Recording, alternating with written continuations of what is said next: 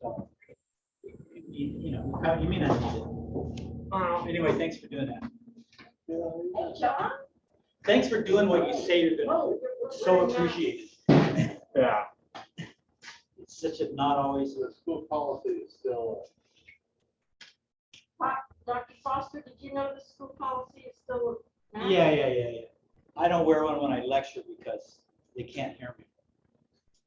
I should wear it before that. I've been teaching 5th grade in the morning. God, I envy you. 5th graders are fun, aren't they? They're 11 years old. The lower grades are more fun, but 5th and even 6th sometimes. Fun? Yeah. You know, Do they have they're attitudes yet? malleable. Do they have attitudes yet? Yeah, of course. I didn't have an attitude. So how's the Oh, yeah, weather? probably. Good. Just go back in the day when you were allowed to hit the kids. Discipline. Busy I had an attitude, but it was it wasn't. I never liked to play with rules. Is that an attitude? I've always- Well, nowadays the kids can yell out and say whatever they want to the teacher, and the teacher can't do much besides just go to attention, and then the kid just mouths off more. In order for me to go Yeah, back junior high and to high was not being, it was bad when I was. there for my grandson. It's not that bad. You just get those select kids that Yeah, Borrow suck. well, yeah, and $50,000. part of it is the classes are crap With somebody taking a lead on. and they're bored, they don't want to do And it. that's the thing. You got to know how. You can't teach one way. Yeah. Because not everyone learns the That's same right. way.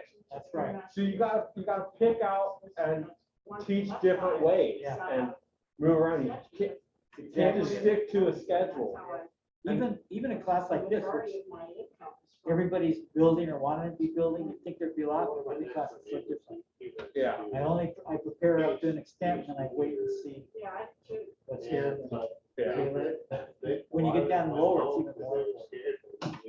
I mean, now most teachers, they say they care about their students, but really all they're doing is just shoving information down your throat, and then you go to summer break and you come back and you forget everything because it's just been jammed in there. And then they do it again. They do the next step up, but they basically do it again, right? Yeah, and it's just all they're preparing you is for the test. That's all they prepare you, and not to actually use it functionally. And the guys who are creative, like say in the tech thing, are all guys who dropped out of school, right? Yeah. Yeah. They didn't fit that mold. I know. Hey, Great. yes, ma'am. Oh, wow. Oh, you see? No way. They get pictures that clear? Wow. He's not home. Oh, yeah. They've improved. They've improved over the years. Remember, it used to just be squeezing. Is Michael on yet? He'll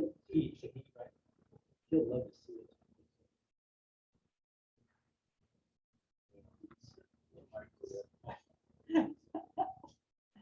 That's so great. Yeah.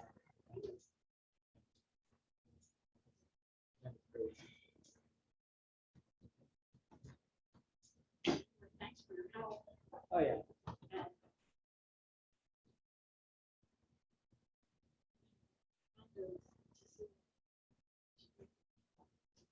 I was building a shed for work. Put a compressor, Yeah. one of those giant full shop air compressors. Oh, no. And my coworker, he wanted it on a pallet. Well, you can't exactly have it on a normal pallet, because then it'll just vibrate apart. Yeah. Yeah. So I had to build a pallet out of pressure treated, I'm just here. and I had to make the bottom flat, so you had to bolt, so because there's still foundation bolts that are going to go through the pallet and go through the line. Yeah. I had to make the bottom like about 2 by 12, and it's only like a 3 foot by 4 foot pallet. And then I had to, what else?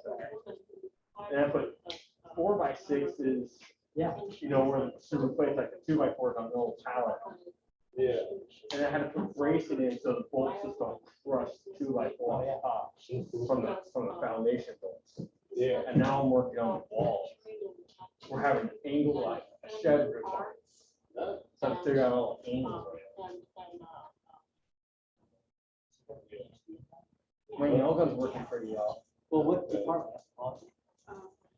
What, side you bring out the roof?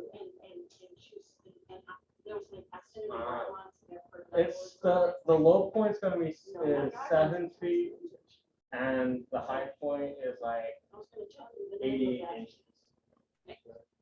I don't know exactly what the slope is, right? I can add it for it. Tell you what the slope is, what's the width, what's the right? The guy's name is Robert.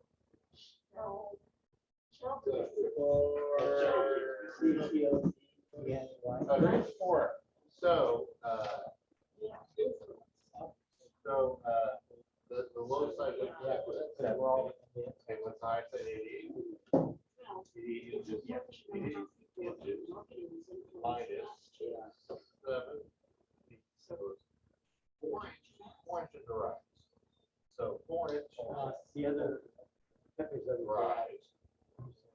What's your rise? What's the outside? So, I told you I dropped them. Can I carry his bed upstairs? 34 Turn on the light, inches. fell out. Yeah. From outside, outside? Weighs like 3 feet. 34. So you And I put him in his bed, and he had a seizure. rise. He started, you know, fully flips. 6.71 degrees. So they picked him up, held him, got better, and they got to sleep. We thought maybe he was dying. They held him for like another hour, and put him in bed. Your rafters are 2 foot 10 and Well, 4. and then this morning I was driving for his ear. You're gonna cut from the top and bottom or house. Yes, I'll. It does make it I nice. started. Well, yeah, you can do that. I'll put it, I'll put- I'll put, I told. Yeah. Because a lot of times, it's not telling us, but they have a gentle slope. Yeah.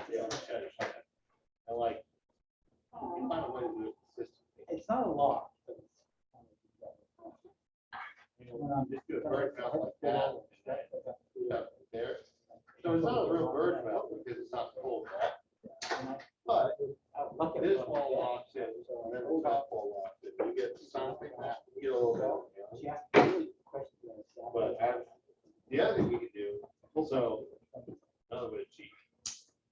Well, I don't, I don't really need to put a bird mouth on this because the back walls are following the same angle, like cut them at an angle. Oh, you cut it at the angle of the roof?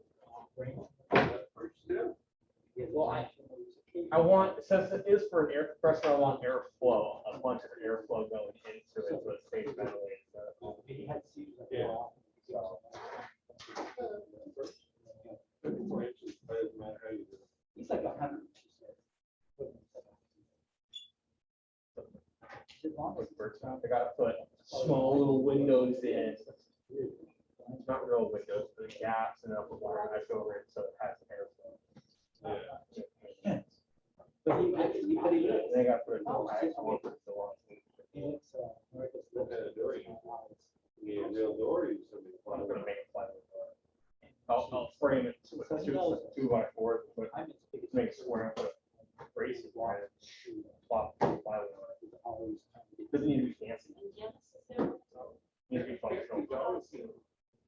Yeah, but you're not gonna see it, so. Yeah, exactly. I don't know. Yeah. If it was up to me, I would not have it on a pallet, I would just have it straight on the ground. But they're gonna tear down our shop in a few years and they're building us a new one in the canyon. So we're gonna have to lose the compressor to the way. So I cannot let things go to waste.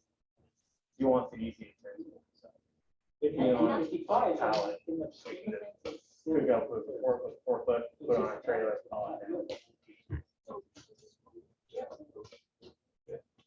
Wonder what kind And of then compressor it is? told me- I laughed when I showed it to her. I would guess And either she asked me, coffee you know, if I knew about or this. one of those Harbor Freight in Chicago. Somebody, and I told her where it was, and she was weird. So. The It's wall. a giant door. Unbelievable. Compressor. You want to know what kind of compressor I have?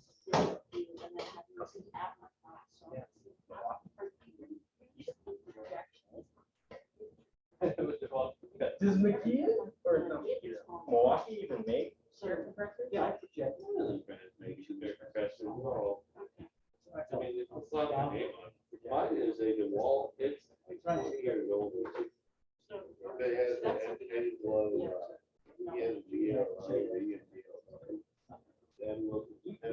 No, good. You had better. Lived in attics, all sorts of places. They used to hang upside down in my attic. Candle, surrounded with insulation. I didn't have to hear it for 5 years. My brother used it Friday because my dad got it. Used to, when he was building houses, he used to buy pallets. And they used to throw out hands in, and throw out a compressor, I always sat around, and it's so heavy. It's, No, I don't think it's very good. it's so heavy that, So who manages that? John and Dylan help. Well, they all. we need to think You know, hard like, to carry. We have to take it outside. Oh, and stuff, so- My dad has an old blue one. But, That's like Jeanette said I couldn't. probably 40 years old now. He's had it when he was a contractor. It's, he says 30, he keeps saying 30 years old. So it's like 30, maybe 35. It's right there. And it's just- We used it a lot, and then we got a Husky one. We got it from a friend. So we used the Husky one. Oh, I want to take But the blue one, it's so big, it's so heavy, and it's so old. The drain plugs rusted shut, so you can't open the drain plug. So I need to get it. Drain plug. Yeah. Probably necessity to get drain plug for it. Oh, It's good to oh, train it. no. I Uh, haven't seen it. That's right. I don't think that thing's ever been drained for I wish I could, 'cause we're looking at- as long as I've been alive. They want to spend, you know, those commercial playgrounds. When they. Probably Yeah. very rusty water. I have mine set up in the shop, but there's still some tools I have that, My church just did one, and you could go and look at it. Was that a commercial? Here's down here. on a job site. Across from the I would drain it every day and make this one of it. Nowadays, it's in the back of the garage. I built an office in the back of the garage.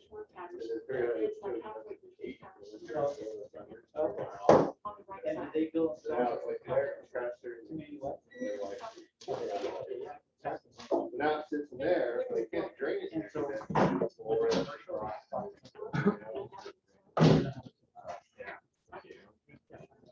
But what I do, 7,000. because I'm worried about, I built playgrounds. I'm worried about, Really simple, if I can get all the. you know, the tank. Humidity. My And I don't know, well, I looked at it. tank I of said, oil. well, I If can. you clean it out, you get oil. You have to pay for your driveway and stuff, but it doesn't matter. Yeah.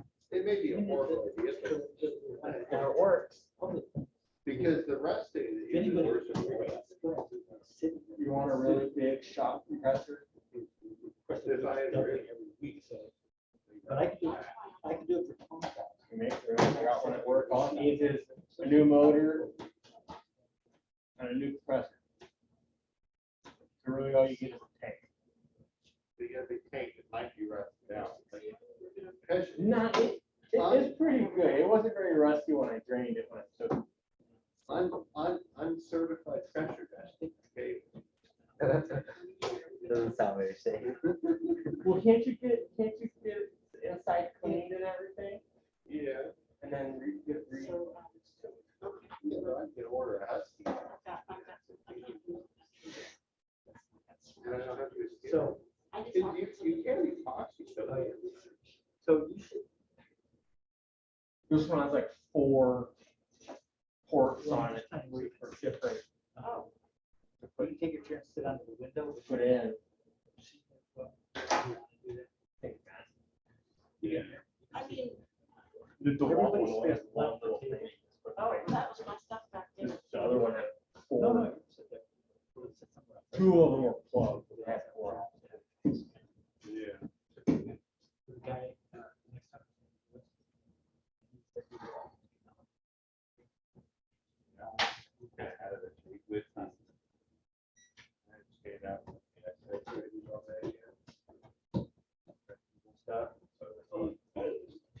You were in an excavator? Oh, I wish I. it's more fun to be in an excavator. God, I want to drive an excavator so bad. You know, we had that. We had a. Survey. Yeah, I never did that. Oh, we used a skid steer to clean out the goat pen, goat and sheep pen. And the first time I think my boss regretted it, Yeah. because I was just zooming all around there, picking up, going on the hill, almost falling off of it. I created my own little mound of manure. And almost went off. Yeah, we all. You should be a little bit more careful going up your little ramp you created there. Like, I'll be fine. I have Yeah. videos, I don't know if it's on the phone, but my brother. We had this tractor that was like. I'm normal. Yeah. Yeah, That's temperature wise, maybe. But those of us are kind of. Okay, let's start this thing, huh? Sure, you want to be introduced? Yeah. So this is visiting for the next 15 minutes or half an hour. My friend Carol. And she runs a business called Demo to Design, which is, forgive me for saying this, little like the Habitat e-store. They collect stuff and sell it. Except hers is always better quality. She only takes better quality windows and, but you know, cool looking stuff, older stuff that's cool.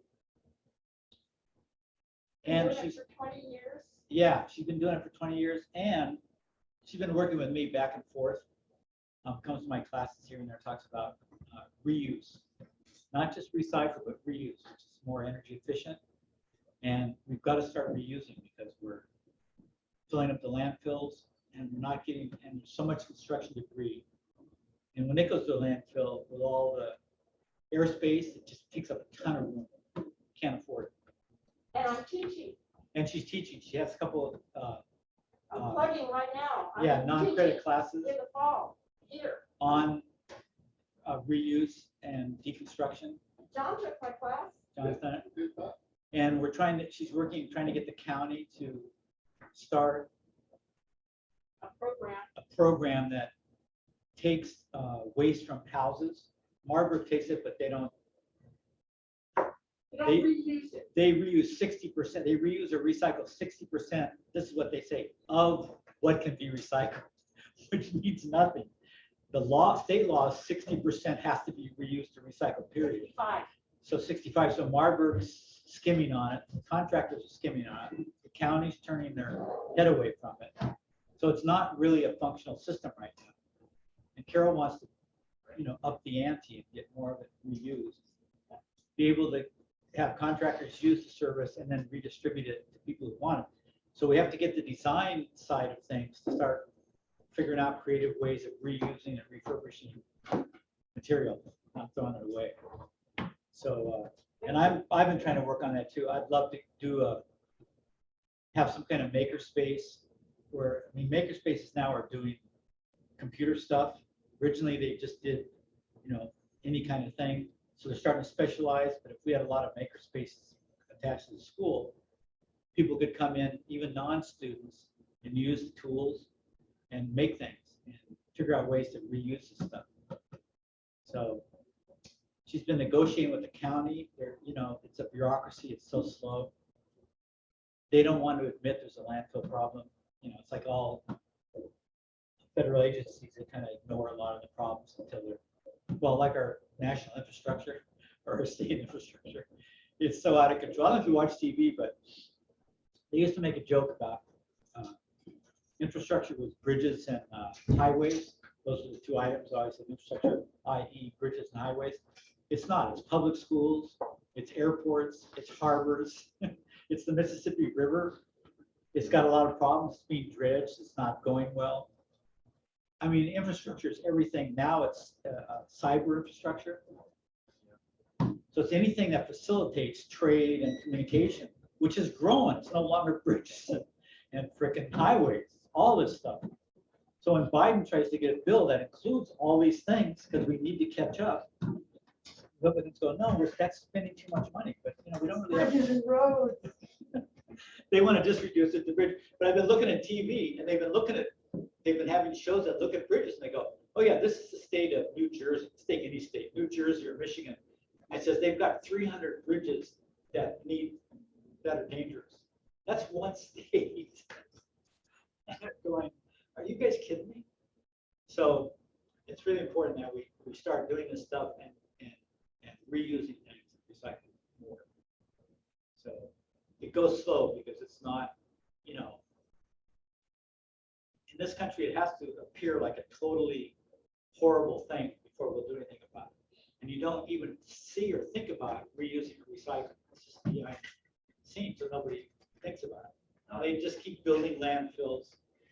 And when the landfill fills up, they've got to go a long way to find another place for landfill, and all that transportation cost goes to you know where? Us. So. You don't even wait until it's a normal thing, it just becomes a normal thing. Right. Still forget They'll about live it. with that. They God's gonna see us all. I know. So anyway, that's what Carol does. So Do you have a really interesting creative house? tomorrow night, we've got this guest speaker coming. And so he's going to talk about alternative roofs, green roofs. He might do some on insulation. I said he only has to do a half an hour. I'm observing him as a prospective teacher. And, you know, he's been in the construction industry a long time. He's like 40 or 50. I've never met him. I'm going to meet him for the first time. I've talked to him on the internet a lot. Phone and the internet. So, so that should be interesting. Where's Haymar? Huh? He's not here. It's funny. I told him to pick up, he might be late. He's not going to be here next week either, so I've got to test him. Okay. So tonight we're going to do the stair stringer. Take a little deviation, but it'll be, I can't say it'll be fun. It's fun for me. But so I have handouts. Is any of this gonna be on the final packet? No. No, this is just for fun. Oh yeah, you're sworn to secret.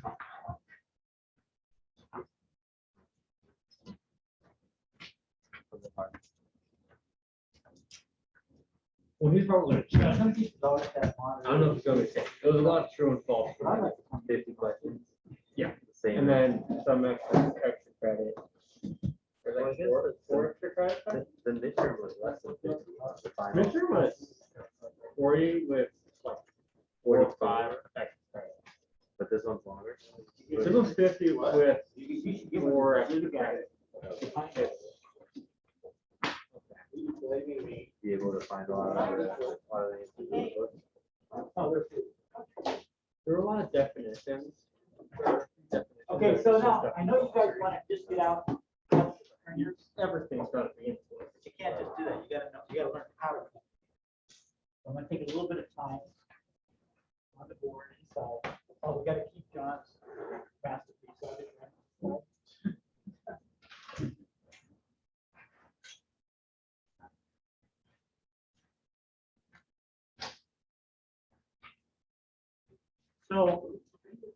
So take your books out.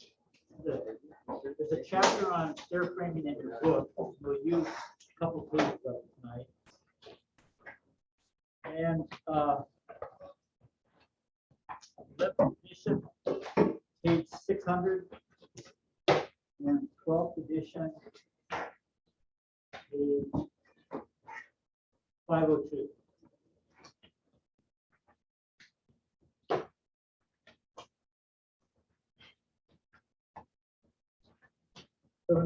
see that picture of a stringer with all the terms attached to it? So, let's do the actual pieces first, and then we'll do the dimensional. This isn't right. You said 502? 592, I'm sorry, I didn't have my glasses.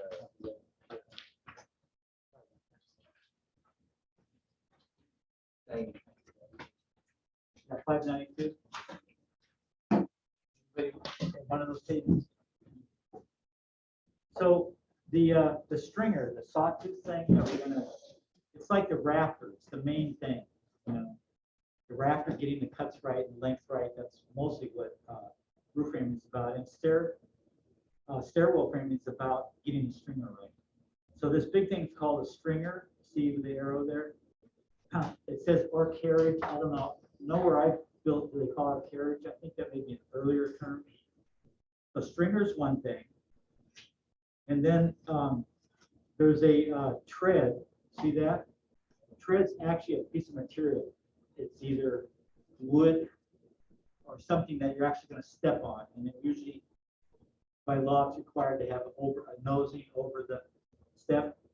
So that's a tread. The riser is a piece of material also that goes behind the tread. Most of your stairs interior, if it's not a really high-end house where they have suspended, you know, gorgeous stairways that don't have any risers, you can see through. Most of our middle-class houses have the steps that you can't see through the bottom. They did that a lot because they used to carpet stairs, and you don't see carpeting so much anymore because that's out of vogue. But they still have solid. When they're in the middle of the house, you know, you don't want to see them back up anyway. There's nothing to see there. The ones that are freestanding are in the middle of the living room and everything's flat. You know, it's that kind of high-end thing. So most stairways will have risers. They have to have treads to walk on. They don't have to have risers, but a lot of them do. And then everything else on here are dimensions, the distances. Okay. So the total run on the bottom goes from the beginning of the stair to where it connects to the floor above. So that's called total run. There's a total rise over on the right there. And that's a real special one that we need to work with. So the total rise, and you can write these notes if you're interested. If you're going to take the framing course in the next year, we go over this. We build it in there, so you can wait. But the total rise is from finished floor to finished floor. So that's important to know that.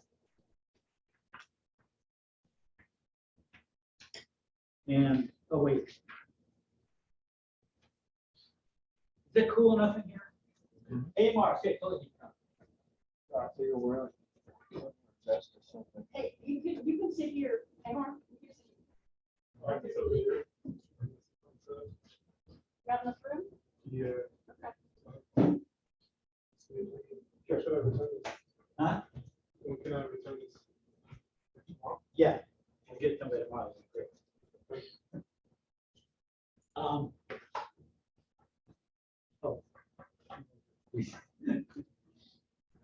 Turn on. Is it cool enough in here? I asked if I could answer there. Turn on the air purifier. We got the windows open, the air conditioner on, the air purifier. What else could we waste in here? But we spare no expense for pandemic protection in this place. Okay, back to the, so hey Mark, what edition do you have? 12's, it's on, what I say? 592. 592. So total rise is finished floor to finished floor, and I'll explain what that means. Headroom is, you have to make sure there's enough room so you don't hit your head on the floor above. And there's a formula for that. And then two important dimensions are unit rise and unit run. Unit run is the horizontal part of the sawtooth on the stringer, and the unit rise is the vertical part. And we're going to work with those. So those are important.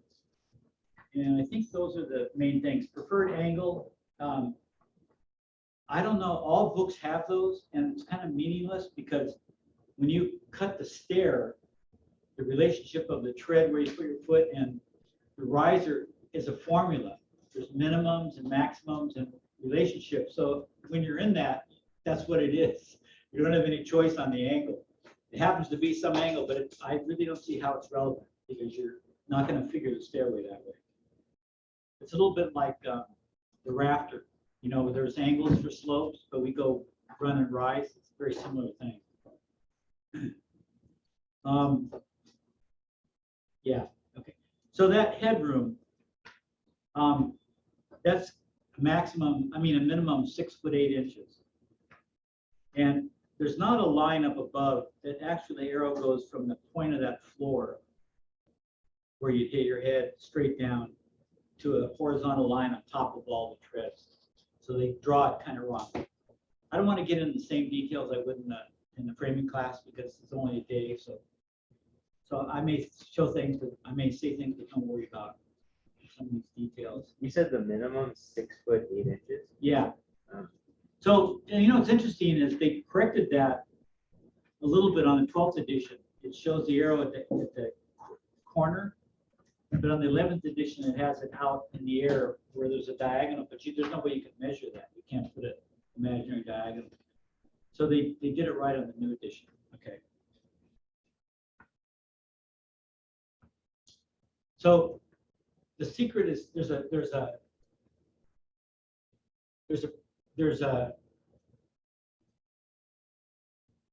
okay, let's go through the constraints, get them out of the way. The government, the building code has, I call them constraints because they're rules that you can't violate. So the minimum unit rise, the maximum rise. And you know what unit rise is, that's the vertical part.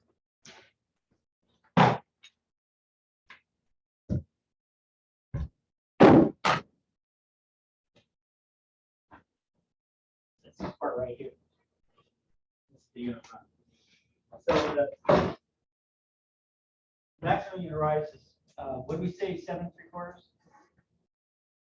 Used to be 8, they're coming down. People are getting shorter or something. This says 7 1/4. No, don't worry about that.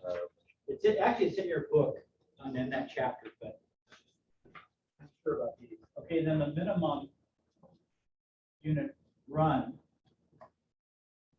is 10 inches. Can't have it less than 10 inches. That's because people's feet need that good place to plant themselves. Everybody's feet are big enough that it has to be minimum 10. The difference in the various rises or the various runs can't be more than 3/8 of an inch. So the difference between the smallest, say you're cutting them and you cut, you're not super sloppy. The difference, they're a little bit different each one. The difference between the smallest one and the largest one can't be more than 3/8 of an inch. And that is because your body, your brain's a pattern searching organ. And once you do 2 or 3 steps, your brain clicks into, okay, that's the rhythm. And if you all of a sudden alter that rhythm partway up by having a longer thing, you'll trip. So the code is mostly to protect people from injury and fire is just the code. So that's so you don't trip on the stair. The width is complicated because in the code they're dealing with in the residential section they're dealing with multiple families. There's a whole category of different size things, and the width varies. If you're in a residential household with 10 people or less, it's 36 from sheetrock to sheetrock. You can't have it narrower than that. If you have more people, like it's some kind of thing where you have many more families using that stairway, you have to go to a larger, it's 42. There's more people, so you want to have a bigger access way. Hey, Would it be, in the event that you are building stairs where the handrail and the balusters are on the they can, stair? okay, Joe. They can go into that space. Great. Just not sheet rock. Because some people will go, they see a 36 and go, that's frame to frame. So you can have a 36-inch step and then hold the railing in an inch. Yeah, That would be code. yeah, that's. And 6'8" was that, what's that called? Yeah. John, are we missing any?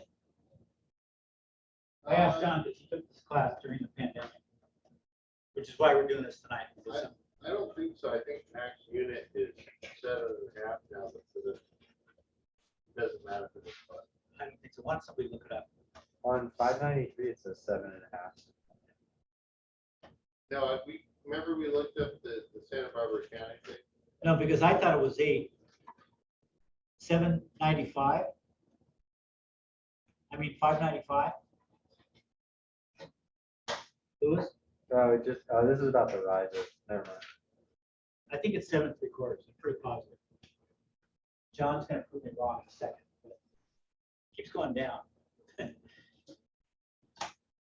Funny, because people get taller, so this might make sense. I know. Well, maybe it's because they're getting stupider.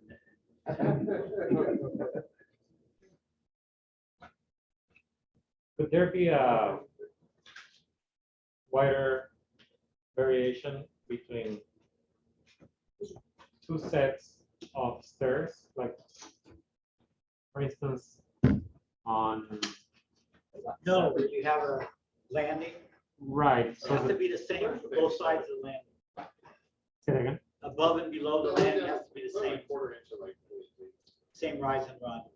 But let's say for some space constraints that you have the landing, but then the, say the bottom part has to be, or the, for some reason, there has to be a larger difference or between limits. Yeah, I'm not going the to law, limits, the law, I mean, you can always build outside the law, right? The law says from one floor to the next, has to be all the same in a rise. And the landing just has to come in, landing just gonna be one of those rises. Okay. That's how you have to design. You can't do one, have a landing, and have figure out what the next one would be. Okay. Yeah, because your brain, once it's to the landing, it's still gonna be operating on that. Good question. It's 7.5, Patrick. 7.5? The Yeah. state? Yeah, they lowered it like 2018 or 2019. And the minimum is 4, which is, What's that? and the minimum is 4. Yeah, So that's still the same. So, you know, nobody uses a 4 very much because it would take you the length of 2 rooms to get up to the next floor. But sometimes like in, you know, you might have a shift in levels in your house, you know, like a sunken den or something. You can't have less than a 4-inch because you wouldn't even notice that. You wouldn't even see it, you would trip every time. Even for those kind of things, they always use a lot more because they don't want people to trip. So usually a split level house will be 8 inches or a foot difference. Usually a step, but they can go more rather than less. Because less is, I tend to not see it and trip.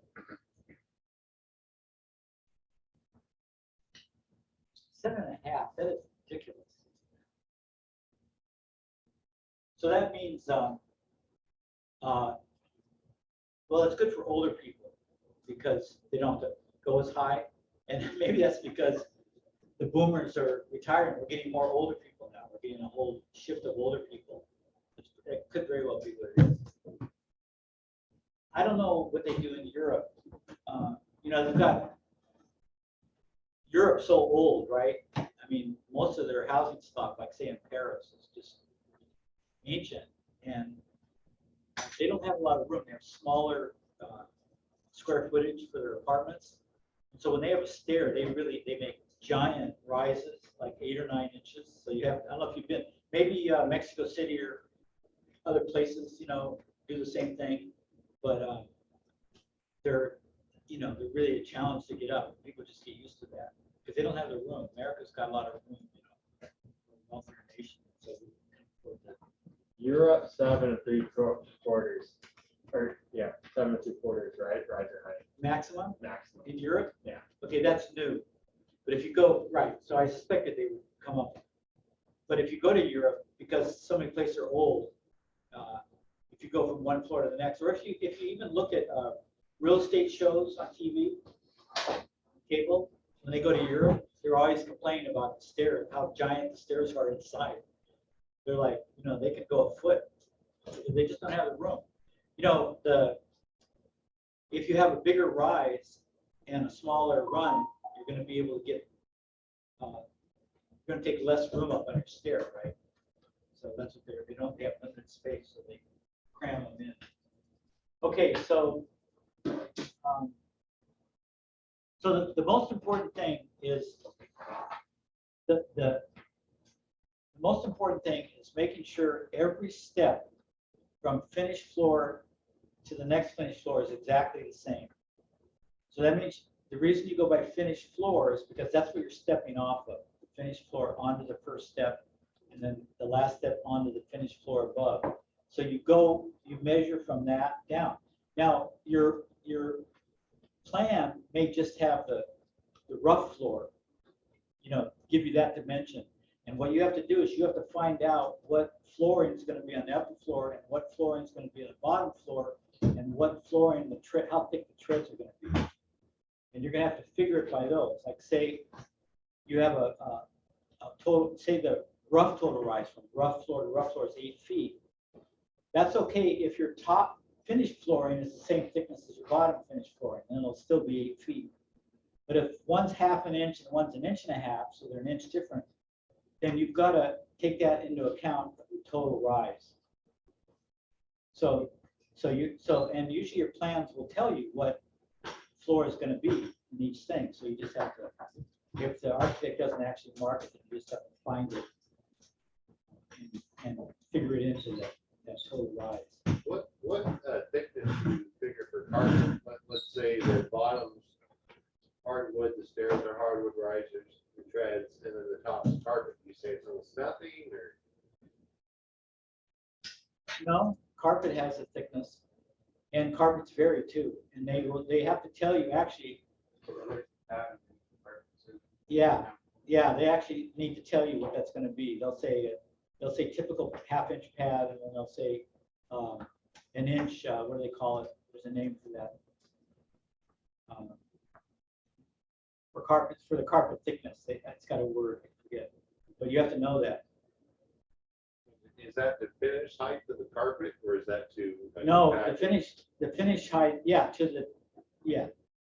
You would go to the rough floor, and then you'd add, theoretically. There's no way you could measure it.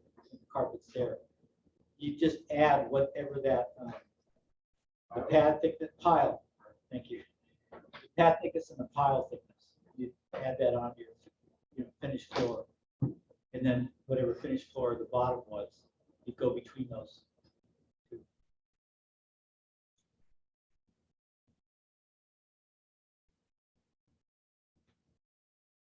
So there's a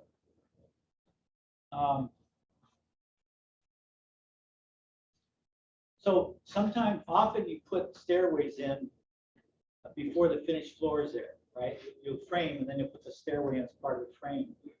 So that bottom floor that you add, whether it's at 1/4 inch or 1.5 inches, whatever material you have, is going to cut off that bottom rise. So you've got to make that bottom rise longer than the rest of the rise to compensate for whatever's going to be cut off by the floor thickness, right? So you can still figure the finished floor to finished floor. That's going to be your total rise. That doesn't change. And when you cut your stringer, you'll cut it with all the rises the same, except the bottom one will be the same after you add the floor. So you've got to make it a little longer so the floor cuts off that amount. Say it's 1.5 an inch floor that you're gonna add, and the rise is 7 all the way down, then you gotta make that bottom rise 8, because that 1 inch floor is gonna cut it off at 7, and it'll be like the rest. So the only rise you fool with is that bottom one. Everything else goes into place if you divided the finished floor to finished floor evenly. Everything else falls into place. So we're gonna look at how you find that unit rise, how you divide that into equal steps. And then we'll show you how from there to go to get a unit run. First, you have to figure the total rise, finished floor to finished floor. Then there's a formula for finding the unit rise. Then there's a formula for finding the unit run corresponding to that rise, because there's a proportion that the law requires. There's a couple of ways to figure it. And then you're going to figure out what that, if the bottom floor is not in yet, which it usually isn't, because you don't want to put it on, then you got to figure out how much longer you have to make that bottom one to account for the floor that's going to come in later. That's it. So it's, it's conceptually not hard, but there's just some detail. So the math is like this. Let's figure out an imaginary floor to floor. So let's say the height of the ceiling is 8 foot. That's pretty typical. And let's say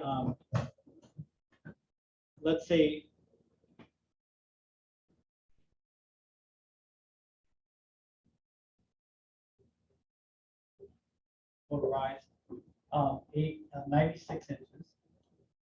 Then 5/8 for sheetrock. And then we have a floor joist or ceiling joist. We're going up with a stairs, so we're assuming there's a second floor. You're going up. You could go up to an attic, but usually they have the attic. So what do we say? 2 by 8, 10, 2 by 10. So that's 9 1/4.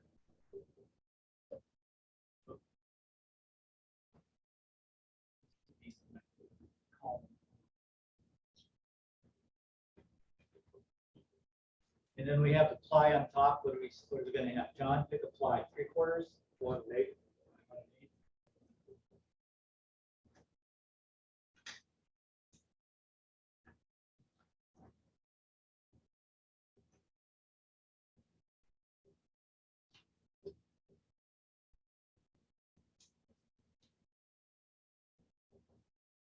I think that's it, right? So 1/8 and 5/8 is 3/4, and 1/4, that's 1. Geez, what did that work out? I hate doing it when you have an 1/8 or a 1/4. It's just messy. So then 96, 97, 98, and 9 is 107. Is that right? Yeah. In their head. I think it's 107. Yeah. So that's our rough. That's our rough floor to rough floor.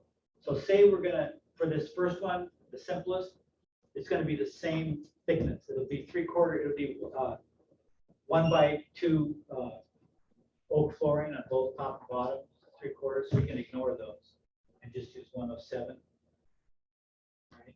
Because if we had a 3/4 inch floor that cut off to 107, then we add it on top again. So it cancels out. So it's the same, they cancel out. If they're different, that's when we got to fool with the bottom rise. And we'll do that as the second example.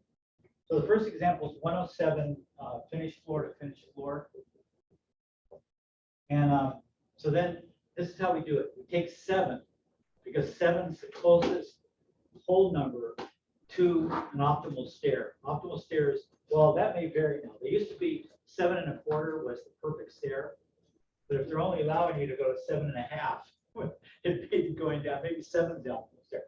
But you don't want to be dividing. We're gonna do arithmetic with that. You don't want to be dividing 7 1/8 or 7 1/4. It makes it 10 times as hard, right? You got to turn it into a decimal, do division, turn it back. So you just take 7. So we're going to go 7 into 107. And now here's an interesting thing. If you know your times tables, you can divide freehand. If you don't know your times tables, this is going to be harder. in which case you can use your calculator, but then you go into decimals and it's a lot more work. So let me show you this.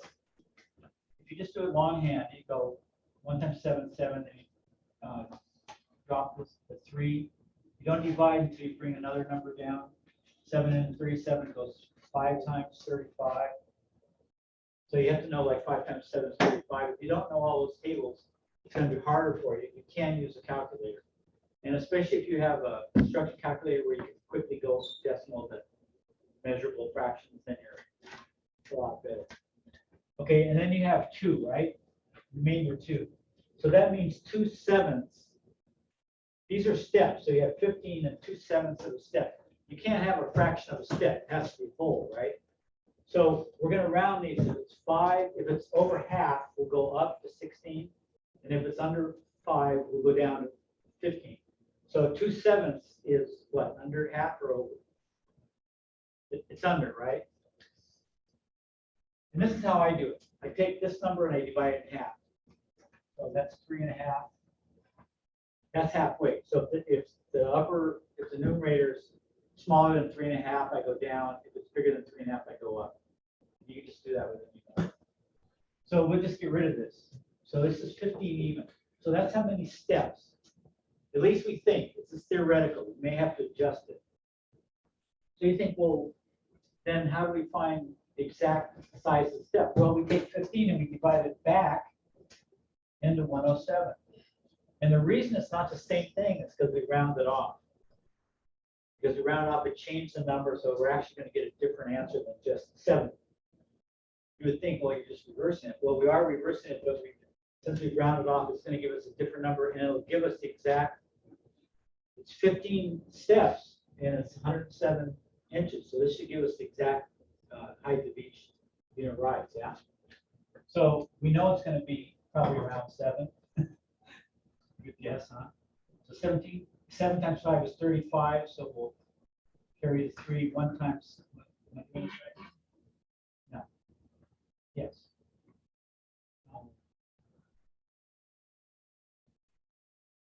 Yeah. So that's 2 left. Now here we're not going to round off because we need that. So it's going to be 7 and 2/15.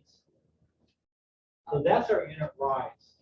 Now we can't measure 15ths, right? So technically we have to convert the 2/15 to 16ths. But whenever it's 15, 16, or 17, 17 and 15 are close enough to 16 that you can just consider it 16ths. And that goes to 1/8.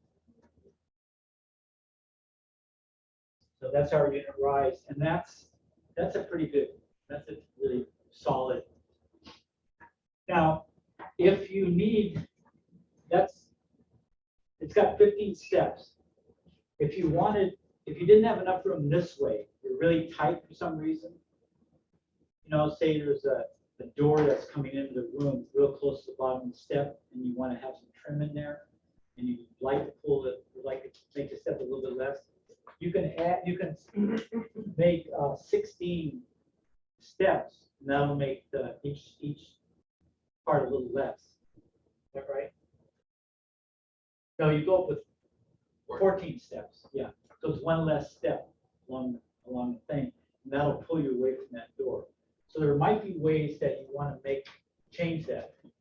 So this is a really good step if there's no other consideration. 7/8 is a really nice height. If there's no other consideration. But say we're really tight for room and we want to make that less. So if we went to 14 steps to give us less room this way, it would be more than 7, right? Anybody know what 14 and the 107 is?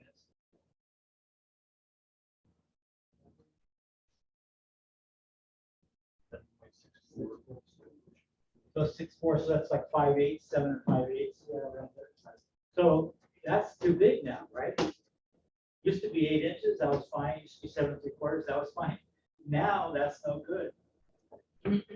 So, but it used to be that you could make it 7 and 5/8, which I don't think is too big, but the law is the law. And then, so it'd be a little bit higher to climb, but you'd save a step and you could pull the stairway away from the door or something. Now, you can still do that, but in this case, you can't. Unfortunately. Okay, so we're stuck with 15, and 7 1/8 is a great unit rise, so there's no problem with having to have it, scrunch it or. Okay, does everybody see how that was done?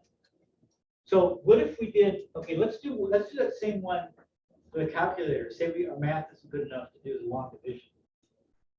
So that's our problem right here. That's our problem there.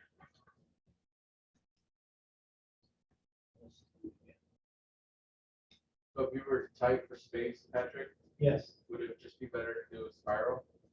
Well, possibly, yeah.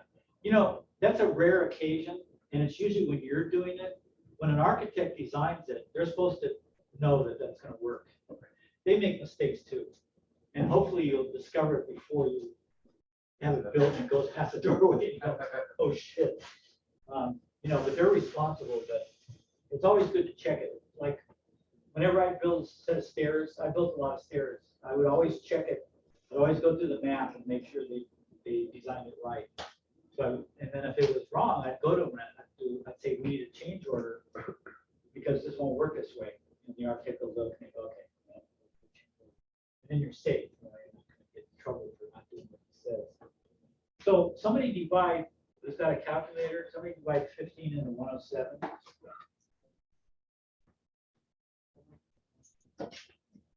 1, 2, 1.1333.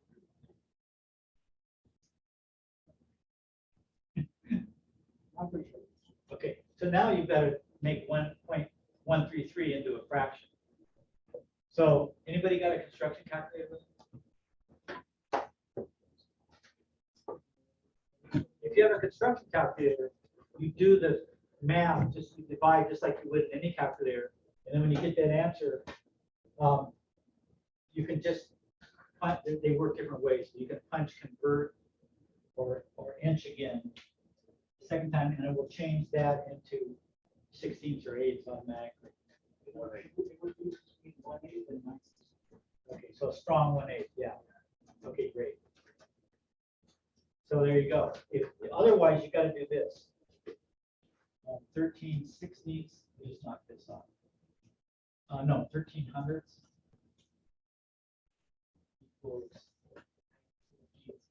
Cross multiply, divide by 100, and that'll give you how many 16ths it's going to be. Well, somebody multiply 13 times 16.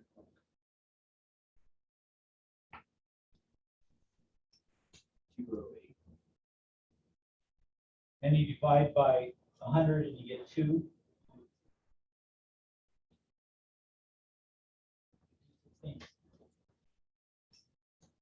Longer, but if you don't have a construction calculator.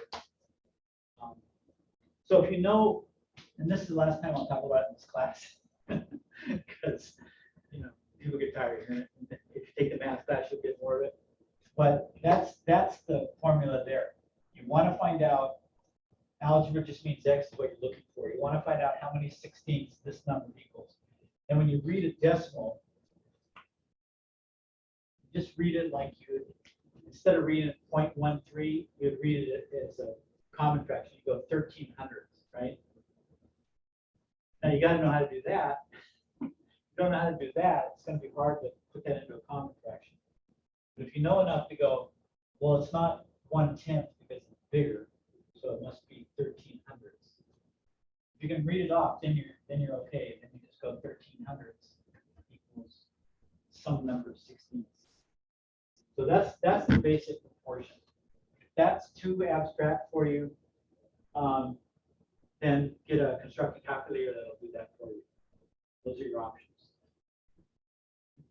But construction calculators are great, and that's why they're really great. Think of that. I mean, they're taking a decimal and they're putting it into a system with 8ths and 16ths.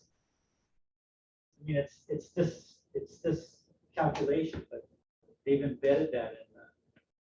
I think it's pretty great. Most computer geeks would just say, well, yeah, what else is new? That's the simplest of a million operations. Well, that's probably true, but nevertheless, it's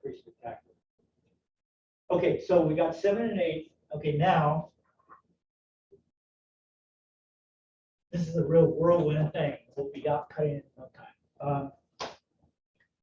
So unit rise. So now we've got to find the unit run. And there's 3 formulas in the book. God, maybe the codes change them, but the one I like is the unit rise plus unit run has to equal somewhere between 17 and 18 inches.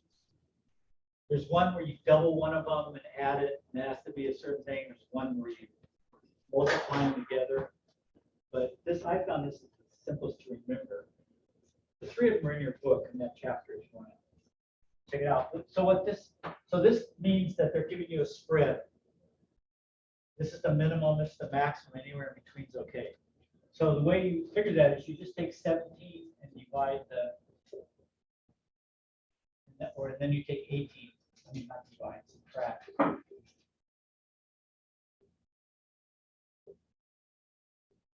this one is what, 9 7/8? This one is 10 7/8, is that right? Okay, so our minimum unit run is 10 inches, so we can't use this one, right? But we can use 10. So you can use anywhere between 10 and 7/8. You could use 10, you could use 10 and 8, 10 and a quarter, 10 and a half, 10 and 3/4, 10 and 7/8, but not bigger than that. Because there's a certain ratio, you know, of the way you step and raise your step that they feel is safe, and that ratio is this right here. I know the things are changing. This minimum used to be less, and this then the unit rise used to be more. So, but I think I'm okay with making this wider because our feet, I think, are getting bigger, and it's always safer to have a bigger tread. You know. The rise. Is that proven that our human feet are getting bigger? I think they are. I heard that something. I haven't done the research, but I heard it. But even the old feet, you know, I mean, everybody, does anybody here have a shoe that's less than 10 inches? Even if you have a small foot, usually when you add the shoe,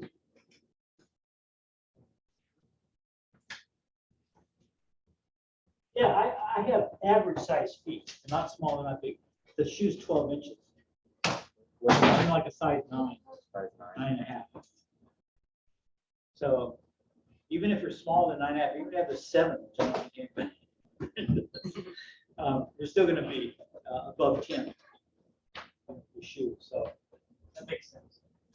So okay, so let's take on the run. I usually take a whole number or the biggest fraction, like 10. I would take 10 or 10.5 because it's easier to deal with. It's easier to find on the square. You're not looking for the 16th or the 8th. And if it doesn't matter, then who cares, right? If you have a choice of all these. So I usually go 10. So let's say the unit run 10. And you do have a choice. You have 7/8. This is different. If this was 7, you would get 10 and 11. And if this was 6 3/4, then you'd have 10 and 10 1/4. Yeah. Now you may want to take that rise and lower it for older people. Like in a retirement home, I bet those stairs are 6.5 to 7, and not 7.5. You know, it makes a big difference. And older people, especially when they get above 80, you don't want to tax them that much. You want to have kind of smaller stairs. Anybody work or visit a relative in an old people's home here?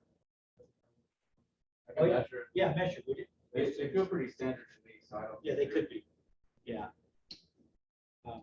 You know, they might just do that because they don't want to fool with it, and worry about one way or another. But people ask for specialties, especially like athletes with big feet, you know? Like I mentioned earlier, what's the guy's name that does the ink commercials? Big guy. He's retired now. Shaq. What did his feet? He has really big feet for a basketball player, and they all have big feet. His are like size 24 or some freaking ridiculous size. He has to have, those guys have to have their houses remodeled. They just have to say, tear out the stairway and put in one with a 20-inch tread or whatever. Yeah, and of course they can afford huge houses, so they probably have a stairway that starts here and goes 50 feet that way. But yeah, old people don't get to say so. So, okay, so we got unit run and unit rise. That's all we need. So we.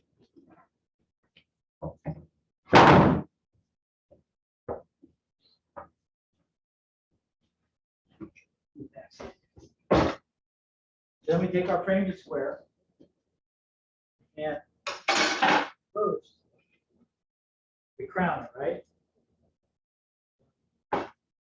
Even though it's just about even.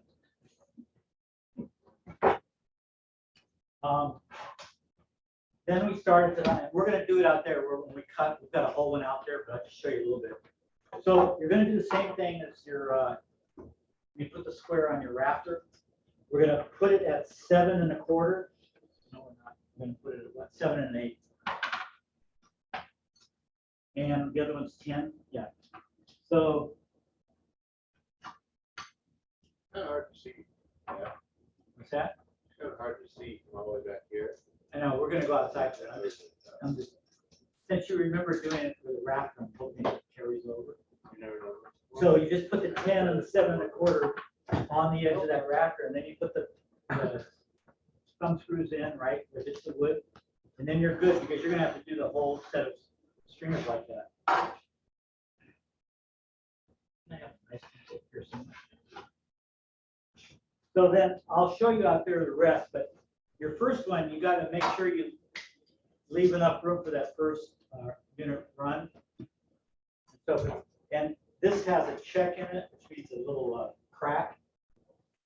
So you really have to, it's really important that your stringers are pretty good wood.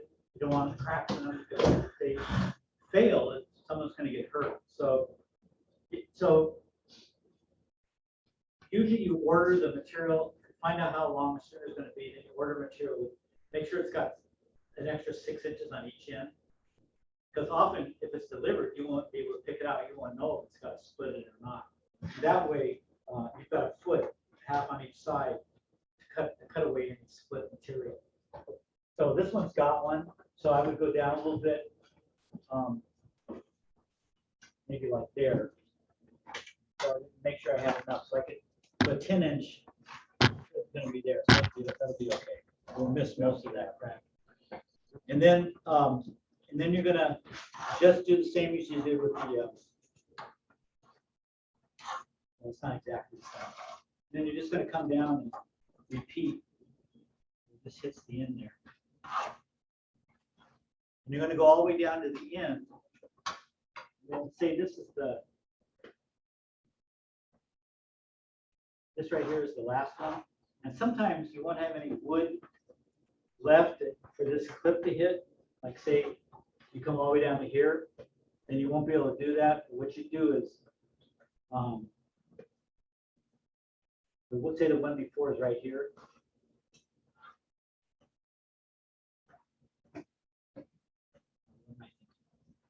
I'll do it up there. It's too hard to explain. But sometimes you'll have to say this is the bottom one. You'll have to extend that. Because the square only goes to 7 inches, but we may want to make that longer or shorter, right? So say we had an inch floor, then instead of 7 1/8, we go 1/8 1/8.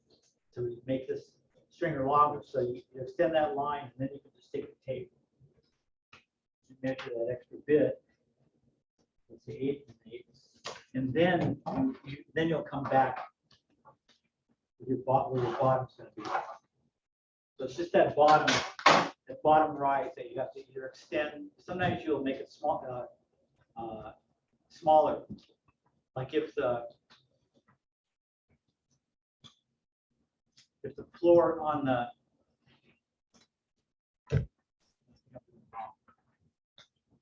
no, that's right. If the floor is smaller than the top, say the top floor is an inch hardwood that they got from Brazil, and the bottom's going to be a half-inch floating floor. So there's a half-inch difference. Then the bottom's not going to, say the tread's an inch also. The bottom's not going to, if you cut it 7 1/8, cut it 7 1/8,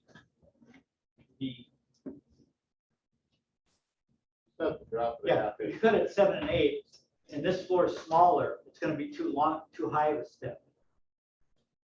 No, it's going to be too low of a step. No, too high of a step. Then you're going to want to cut this less than 7 1/8. The difference is half an inch, and you're going to want to cut this at instead of 8 1/8. If it was bigger, if it was smaller, you're going to cut it. You're going to subtract that difference. Or whatever a half inch is from 7 1/8, 6 5/8. So look at this picture here. Well, first look at the back side.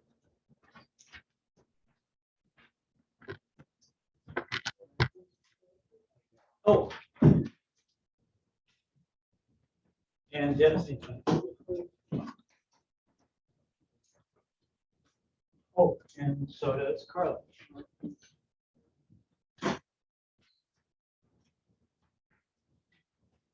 So the backside just shows a piece of wood and shows where you're going to set the square acorn, and then you're going to start at the top like that. And you see that the first triangle is actually the second step. And to get the first step, you have to take the square and go back, draw back. Because you can't, the clips fall off the end, so you can't get that first one. And then you want to make sure that there's 10 inches there by the end of the piece of wood. So you take your tape, and if there's any kind of crack in the wood, you may want to come down a little bit more when you start. And then you do all of them, and at the bottom you see that this bottom rise, if this is 7, it means that floor is thinner than the tread, and it's going to make a bigger step, and you want to get 7 1/4 steps. So you alter. I'll show you more about that. But this on the back side, go back to the original side, and it shows the since the tread are all the same, and you put them on, the tread to tread from the top of the tread to the top of the next tread is going to be the same as the unit rise, right? So that X is the unit rise, and the bottom,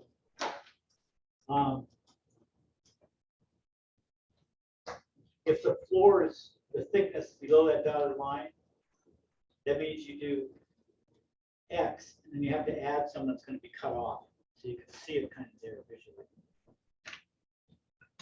Okay, should we go outside? Yeah. I don't think the book has a lot of different stuff. Maybe we'll come in a little bit.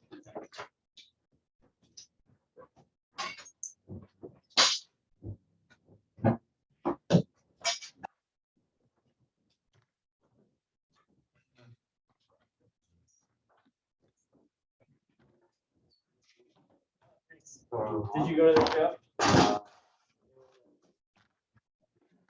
Like better than this one.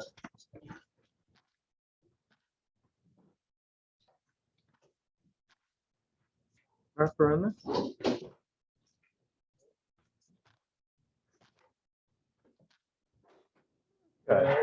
Oops. That's it.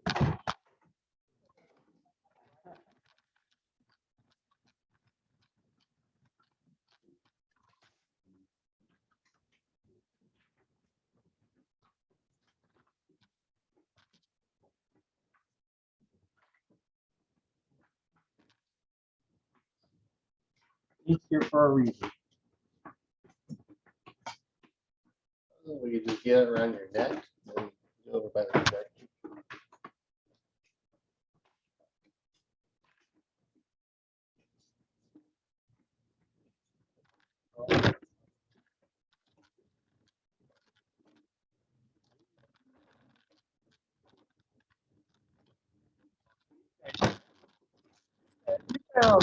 The West, not West Campus, the Wake Center, right, Michael? What what was that? Sorry, my internet. You've been on the West Campus, right? Yeah, no, I've been to. I think I used to go to room. I think it was 24, not 23. But yeah, I've been there a couple times. Or I went there for a whole year. I was asking if he's been on West Campus or not West Campus, main campus. Wake campus. Wake Campus. Yeah, I've been there before. Yeah, I wrapped this on there. That's what I did. So see these checks that are often at the end of a piece of wood? This one, look at that. See that? That's what I'm talking about. So you wouldn't want to include that. You want to start with the layout.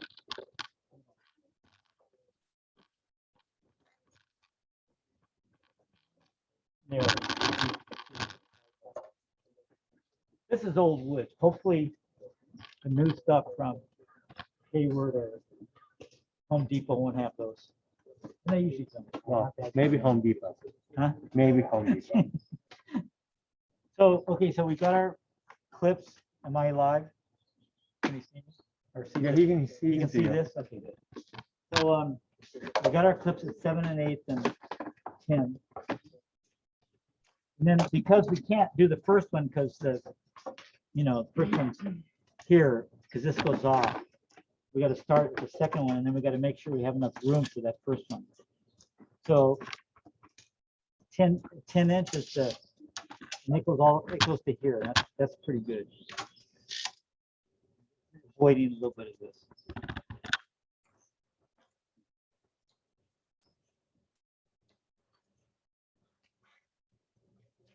If I did a Sharpie, would that be better? Anybody have a Sharpie on it? Yeah, for the truck. With a font, yeah. You mind?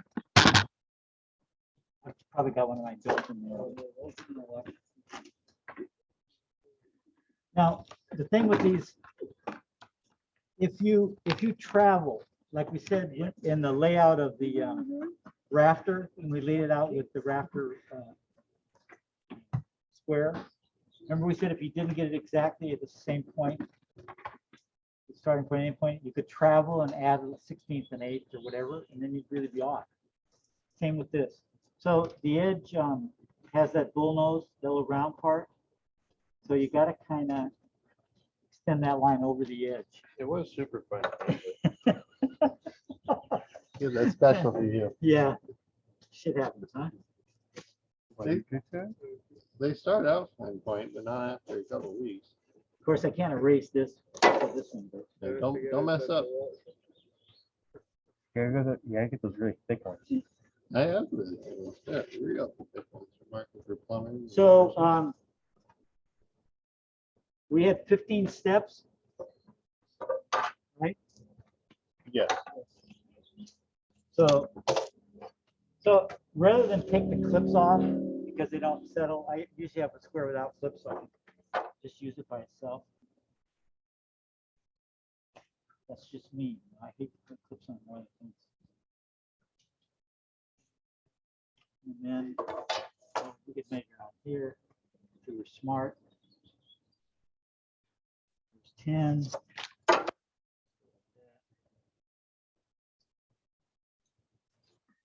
That's the, and if I'm letting other people cut, I always put a line saying that side of the line to cut. They could cut any side, right? Let's get that one person.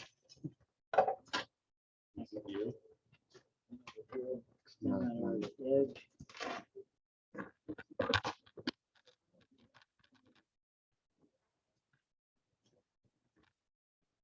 And 10 more.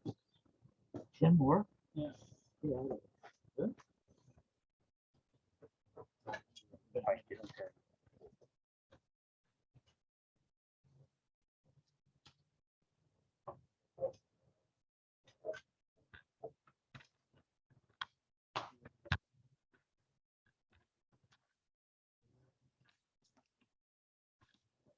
So is anybody not signed up for 115 that's gonna take it? Everybody signed up that's gonna take it? I think it was 8. Check. I thought we said 9. Sorry, I can't retake classes. Yeah, I can't. I've already taken the class. I can ask Riley to retroactively do your math and you can retake it. Usually has that 16. Wait, well, With 6-foot distance. that's the beginner one, right? No, it's intermediate. You need 6-foot distance if you have a map. Yeah. No, it's the 115, it's intermediate. Technically. You sure you took it? Yeah, Well- I took the Yeah. the beginner one that you have to They take are for. going down to 3. In fact, The 114 that's and a big spot. I swear. he I said took 14 in high school. going- Oh. because then I thought they could get it. Of course, in high school, I didn't learn anything because they don't actually go through everything. I learned how to make a bowl and a pen. What's your carpentry skills? I'm signed up for an OCAM lab. Yeah. And they said they're gonna have A chair. I made a desk. glass, like Oh, that's shields. pretty nice. Well, you know, well, they're trying to decide whether to have Made a lot of bowls. fire vaccines from school. I don't think they've made that decision yet. But the state itself has opened up, right? Yeah. Yeah, late, right? Locality. I'll bring those tomorrow. Well, I got one. Schools. Didn't they say as of yesterday? You're very safety oriented. Yeah. And, I mean, it's a closed area, that's the one where. But. Oh, I was thinking more than 10. Purifier. Damn, that's really nice. More than 10 people. There's gonna be We'll bring 'em tomorrow. But I told my Nice. dean I didn't want to. I have like 2 cases. What I say, 14. It was because it's I could barely squeeze 14. That, and it was so big, but. There's some halfway finished blanks. somewhere. So what do we got here? This isn't gonna be big enough, I think. One, I don't two, run three, cases in four, math class. five, He wanted 5. 9, 10. Oh, yeah. So in houses, in some parts of the country, they have basements, which is the northern part, and eastern part. Sometimes they'll put a whole one stringer because they have more room and they usually have a wall window. There's no windows, so they don't have to worry about windows. Anybody ever lived in a house with a basement that had a stairway? Yes. And Was it a single, I think so, and it was open. where was that? Upstate New York. So my experience with Maine and New England is similar. Why do they keep it open like that? It always seems so like sketchy or dangerous because the kid could just slip right through Yeah, there, yeah. like a baby or- I live and learn. And it was all cement floor. Yeah, they have, yeah. I know. What's that saying? They're just trying to save on material. or something. Yeah. It's kind of, it's a tradition, because why not close it up and make it look kind of finished? But they want to have, basically kind of like a little wild. It's like the creepy. Yeah, New Survived, England, done, died. New England basements are just cold and creepy. Super I, creepy. you're from, are you from? New Yeah, England? yeah. Yeah, okay. Yeah. I never liked We- it, coming from we California died where and we don't some have, survived. as soon as I got in there, I could smell the Here's a mildew better and, saying. and I just thought, this isn't great. No light. But New Okay. Englanders swear by it, don't they? Oh, yeah, No. yeah, it's a staple. They would no more live without a basement than not dressed out in public. Before you go to drink beer away from the neighbors. Yeah, it's funny. They're usually one stringer, right, all the way up. Yeah, Yeah, yeah. because they have more room and there's more Survival. windows. Yeah. But in most of our houses, most of our houses here, they're not in a basement, it's like one floor to the Natural next. And they don't want to take a lot of room, so they'll usually use a landing. So this would be good for one part of the landing. And I just don't have any longer wood. It's a pretty long, we're gonna do one 15 steps alone, it's gonna go another couple of feet. Oh, you got rid of the chair. You know, it's like this right here. Like where you go up some No, stairs yeah. and then there's. Yeah, you go up and then the stairs change and then you get the platform landing. Yeah, that's it. That takes a lot of this room, right? It's got two. We So also you have don't the one see that many kind of straight stairs except in binder. New England basements. There's a lot to trim off. Well, how would you do? So that? let's Because pretend we're I down saw at on the the bottom. It had the thin side of 6 inches. We could have to ask minimum of 10. I have a minimum for the short part of the stair. It's like, because is there something, it can't be, it's more than that, but at where you step, it's like. 12 inches.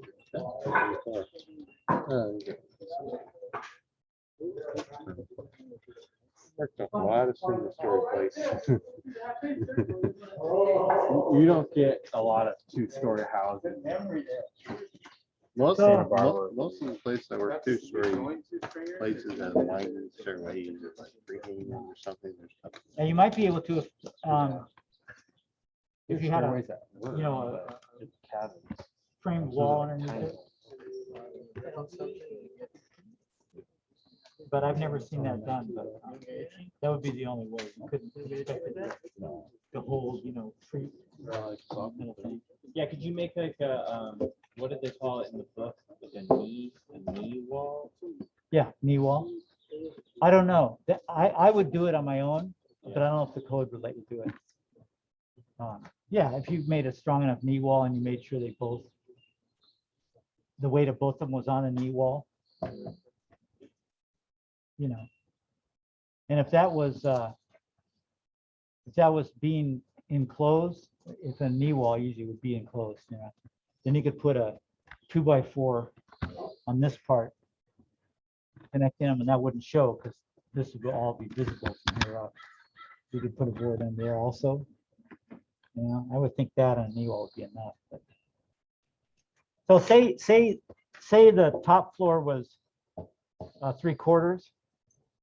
So usually flooring's less than that. Can anybody think of a flooring that's you could have a really thick carpet that had a inch and a half pile. Yeah, really thick exotic carpet that costs a lot of money. But carpets are not being used so much. So you could get say you got some hardwood from Brazil or somewhere that was really beautiful and it came in 1.5 inch pieces and you just didn't want to cut it down. You're afraid you might, you know, destroy the design. Tile is 1.5 inches a lot of times with backer board underneath. Yeah, or yeah, okay, good point. So tile, so you could conceivably have 1.5 inches. I'm making it extreme because I want to show you guys the difference. So say the treads and the top floor 1.5 inches, but the bottom is only going to be it's going to be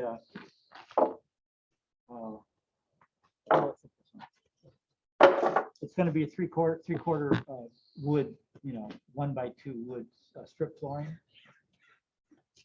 So let's take this as the in my pocket. That live. Jesus. Oh, we haven't talked to it sometime. So let's take this right here as the bottom. You see a black dot. Yeah. Yeah, you see it coming out of here. Wouldn't be the first one. Won't be the last. So say this is the bottom, and then you have this is the last tread, and this is the bottom floor. So if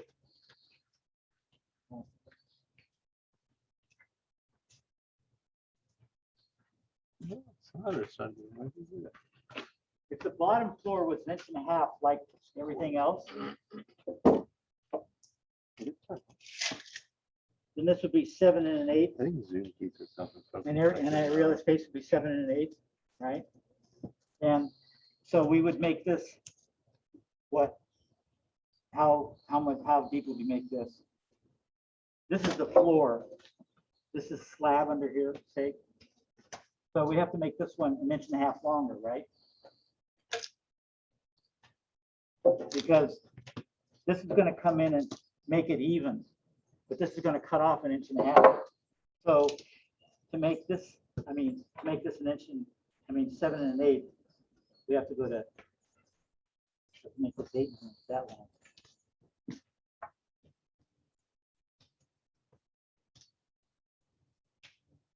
Yeah, oh wait, yeah.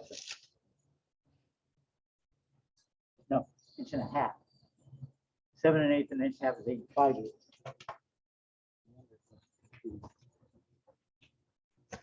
So we make the bottom of this, we make this last rise 1.5 inches longer than the 7 1/8 standard rise, because this is going to cut it off.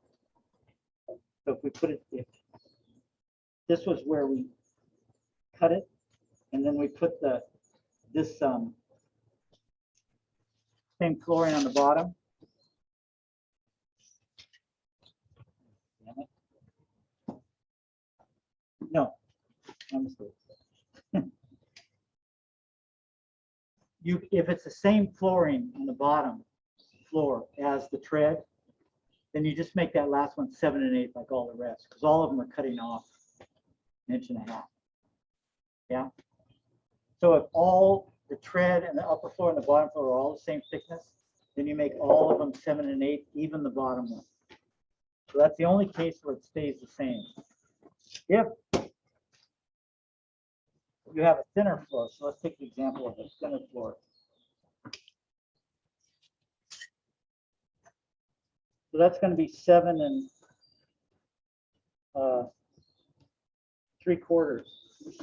So if you step from there to there, it's too high, right? Because 7 1/8 is our step. So that's 7 3/4. That's 5/8 too high. So we have to bring this down 5/8, right? Right here. So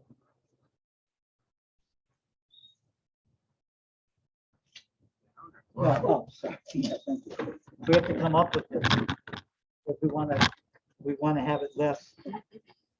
It's too big of a step here. So in order to make it smaller, we have to move this up. So we have to move this up 5/8. Or cut this bottom riser 5/8. You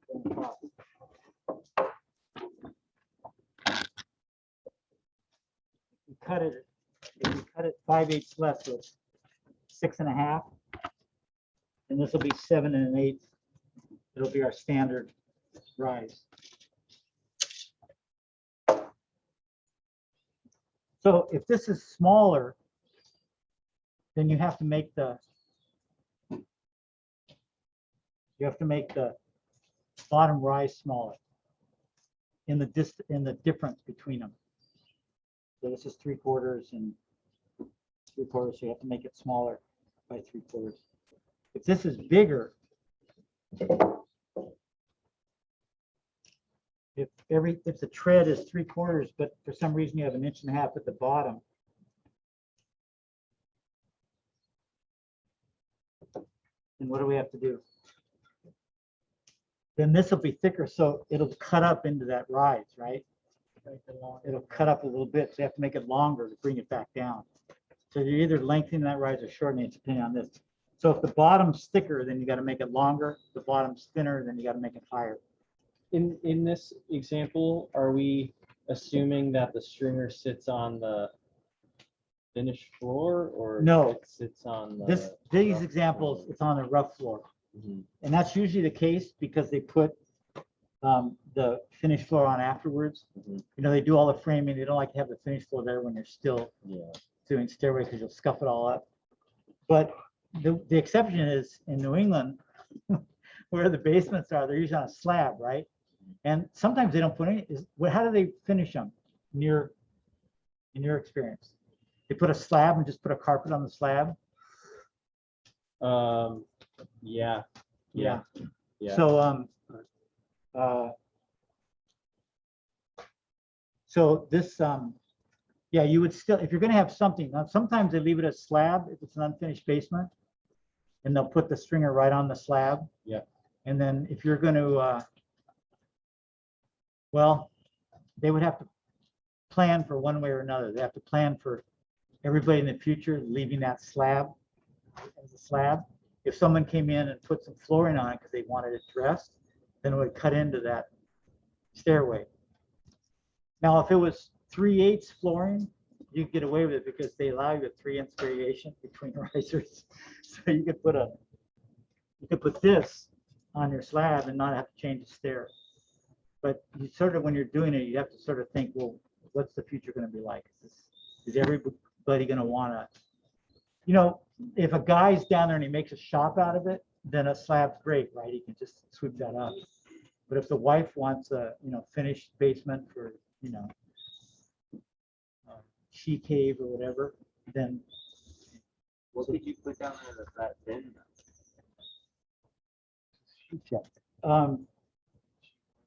Yeah, you can find a engineered floor assistant. The other thing is, it has to be 3/8 difference, not more than 3/8 difference. So you can shave, you can graduate. So you could have a 1/2 inch, something on the floor, and that would make it a 1/2 inch, which would be too big, right? But then you make that next riser, say it's 1.5 inches, you thin it 1/4 inch, and then go back to your regular. And in that difference, there's not more than 3/8. So you can fudge. There's several ways you can fudge it.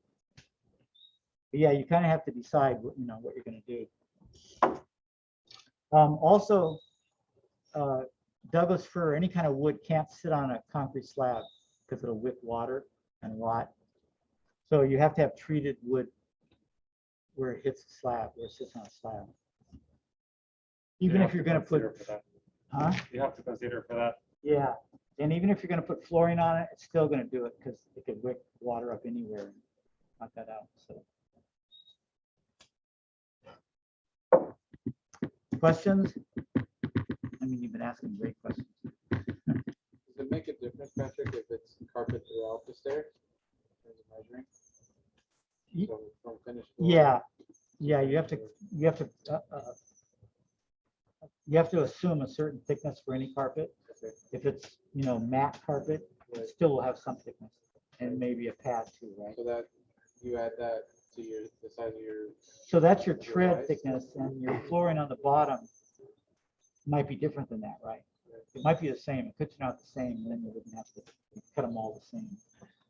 But if that flooring was different than that thickness of the pile and the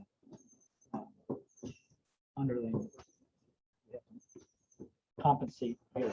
So it all goes on that last piece. You either extend it, and you can extend it easily. I just draw a long line, and then I figure out how much I have to do it, and then I cut it off and just draw it. Go back to your right. I have a question. Yeah. So plan from this all gets subfloored first, all the way up usually. That's a pretty common practice for every reason. It's just to make it easy to get up and glue and screw or glue and nail. Yeah. So when they subfloor, you just take an extra 3/4 off the bottom because the 3/4 is added to our tread height, right? So our tread is this and this. Well, what's the last tread? What are most of the tread in this case? You're talking about 1.5 inches? Well, a lot of times here So put a plywood subfloor, yeah, it'll be and they're going to put something nicer over it. Yeah, and so I don't know why they did that, but for some reason they did. But if you do that, don't you have to shorten the last one up here by 3/4? Because this is going to get an extra 3/4 on the front too. Because it's cheese this way all the way. Well, I think you got a couple of questions here, right? Yeah. What do you do? You're talking about the unit run on the top, right? Yeah, because we have this sitting here. Yeah. And well, this one goes Yeah. here and then this one. So a couple things which we didn't discuss, but I guess we will now. The stringer can be attached to the floor above in a couple of different ways. It can be even with the floor, right? And it can be down a step, 7 1/8 down. So can you bring the sawtooth one by my desk, the stringer, please? I'm talking about a tongue. case, on the screen in this case. Yeah. The whole piece or the cut up piece? The whole piece. The cut up, no, the cut up piece, sorry. So if this was, well, you'd have the same riser. So that wouldn't change, right? Because you're gonna put one here too. Yeah, the riser's the same, but the tread, we got to take 3/4 off here. That's what I see so different from how people live here. To me.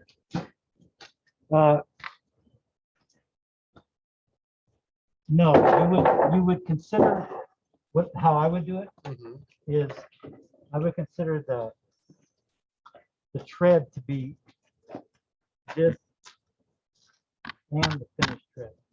Well, we have another piece of something 3/4. Good luck. Yeah, somewhere. Because basically looking overall, this tread here, we have one here. We have one here. We get the proper reading across here, Right. but we don't necessarily get the proper reading. Well, This is the way you've got it, this would be the bottom. okay. So why don't you do it on the tread, Yeah, the tread makes no difference. I'm talking about this needs to be cut down. the rise? The tread width, the unit run needs to be shortened because there's plywood, all right? Because right here, we have our, Well, if because this would be 3/4 and this Yeah. would be ending up 1.5 inches, right? yeah, Or 3/4 with whatever else on top of it. yeah. Well, Because we're not gonna add another piece of 3/4 plywood onto the header that runs up the flooring, at least I wouldn't expect it to. no, you could though. That's very true. So it would be a case by case thing. You could go either way.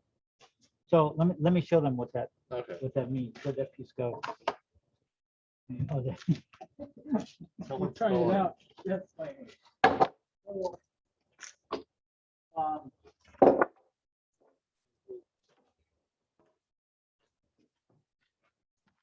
Usually they're set. I'll do this with a pencil. I hate the pencils are the same color. You can't see them on the wood. So usually the top of the floor is here. And this is the same amount, 7 1/8. Because we went from this distance down to the bottom and divided evenly. So you don't have to fool with this. You just do the math, the determination like we did it, dividing it up evenly. And that will automatically, where it fits flush, will automatically be the right place. You might want to mark it just in case to be sure. 7 1/8, same as this. But John's saying, if you have a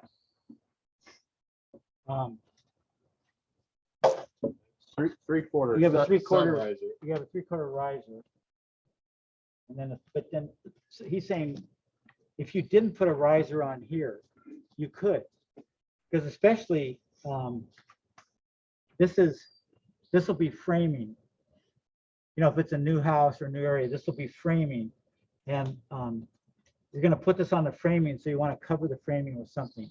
And you just do a same kind of riser on there, right?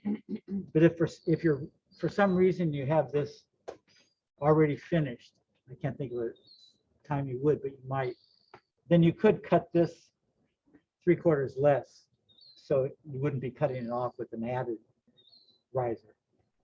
You'd just be using this as the riser. Yeah, so that would make a difference. So there's differences there. And then with the maybe let's see if it stay. Oh yeah. So the other way is if this is the floor and you put this even with the floor. It's just another way of hanging it. And what happens is if you do it this way and you're going to have this continuous, like say you've got a subfloor that's the same height as this, and you're going to run whatever that second story flooring, finished floor is over the step, that first step. Sometimes they'll put a joint there, but it's not a great place to have any kind of difference in elevation because you could trip on that. But if you're going to put the same carpet or whatever flooring all the way out this first step, then you could cut this to only partial thickness. Because it's gonna, whatever you run is gonna hide that. You know, so that would give you, if you wanted to shorten this total length, that's one way to do it. If it's at the top, you can only do that if it's at the top. See what I mean? Because this won't have to be set 10 anymore because it's going to be continuous with the floor. The floor will just run, whatever it is, will run all the way out to the end of here. So there's a lot of ways to do that floor top of the stringer interface. So you just have to decide at the time. Also, sometimes if you're hanging it, and this is a ceiling joist, right? That's usually you're hanging on a ceiling joist or a header between joists. Say this is a 2x8 joist or a rim. Well, 2x8, 7 1/4, 7 1/2. So you're not going to have a lot of room to hang. You're going to have a 1/4 inch to hang this on there. So if you don't have a lot of room, I mean, you'd have to go up to a 12 to have any kind of room, and that's not all that common in a smaller house. Then you put a piece of plywood on the face of this, and it would go down, and you connect them both to that plywood, and the plywood would be what would hang it. Then you'd have to cover the plywood with something also, or use a piece of plywood that could show. So there's a lot of variables, right, that depend on what the materials are and what you're doing. So it's not easy to answer one. Not easy to answer one solution for all. But in terms of the tread, John, and I would consider I would use the sum, the total thing as the thickness of the tread and go from there. In New England, stairways, there you are. Stairways are usually like in the middle, in a house, they usually have a white riser. Well, not always, but usually it's a painted riser. And then the treads usually stained wood often, like maybe even a 1x. Yep. So I've done a ton of those. And I've done plywood where you just put carpet over, like we used to carpet stairs a lot. And there's supposed to be a nosing on stairs because for some reason they've decided it's easier to traverse nosing. So your foot can kind of go underneath and it gives you I guess, the psychological feeling that you're secure. I don't know exactly what that is. But if you go into like one of my doctors is in the Samson Clinic on Foothill. You know where it is? Foothill on 154. And of course, I notice stairways everywhere. I would. But they have concrete stairways, which is common in commercial buildings. And in order to have that nosing effect, they'll often have this tread come out. The whole tread will just be at an angle. And that creates the same kind of thing. I guess that allows them, I don't know exactly what the commercial code is, but I think that's why, because you see that a lot. If you have carpet, usually you just run the plywood over like 1/2 inch, doesn't have to be quite as much. And then you just carpet right over that. And the carpet kind of goes back a little bit. And that used to be, that may have changed, but used to be, that was allowable for an over.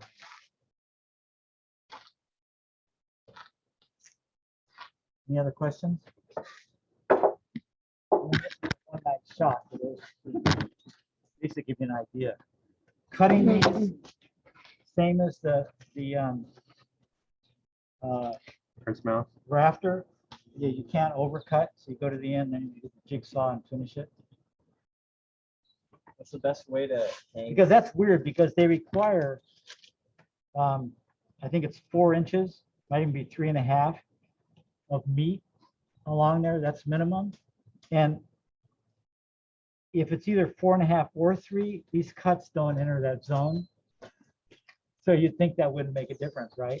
Because you're allowed to have the whole stringer go that close. So you think they'd allow the cuts, but they don't. I think they just don't want you to get in the habit of doing that. Is there metal strapping for stringers these days in code? Like, are there like stringer hangers? Yeah, and they might, anybody know, they might require those now, Yeah. where the stringers come up. Here, come on up, come on, come on in here. Come on in here.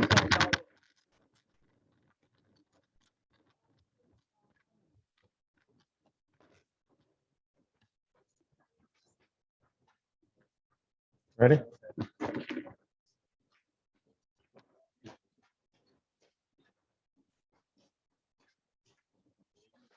Very good. I do. Be careful. Well, your mom doesn't love you.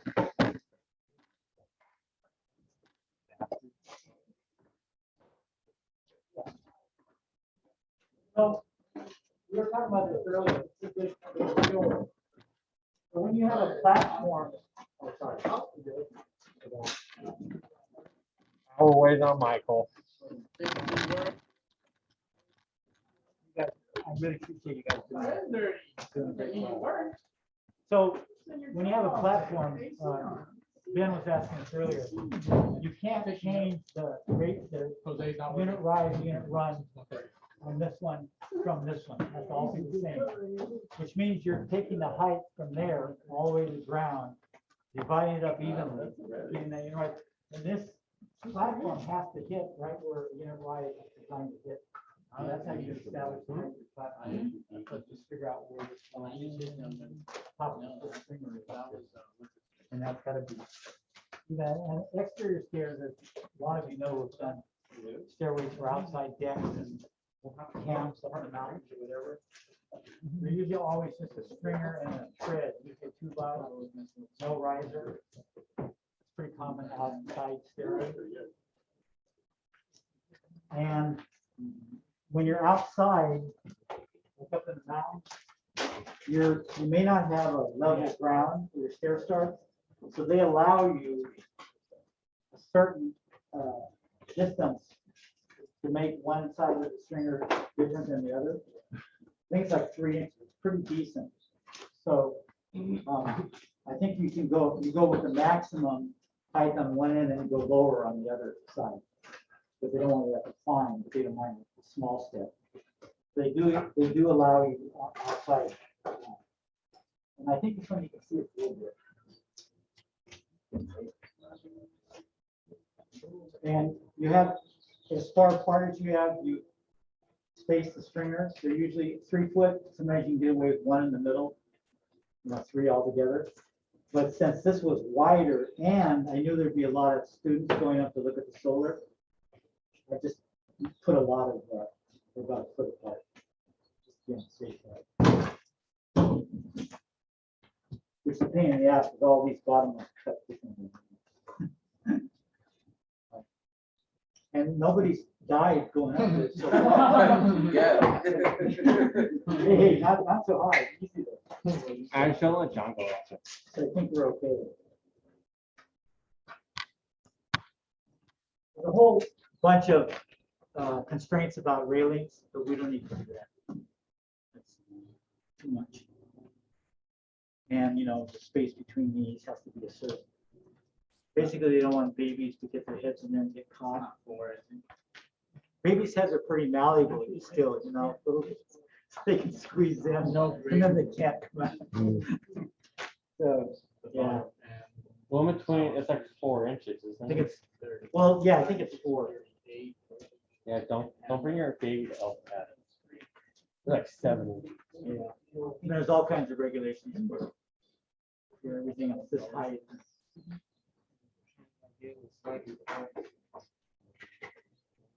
And these rails, these used to be okay to have these because I can grab this. But at one point they decided that a lot of people can't grab this easy enough. So even if you have this, you have to have this too. So now, and they look okay, but there's no work. Okay. On your way out, can you put those 2 pieces of plywood somewhere over there? All night, there's a teacher coming. I want to show them this area.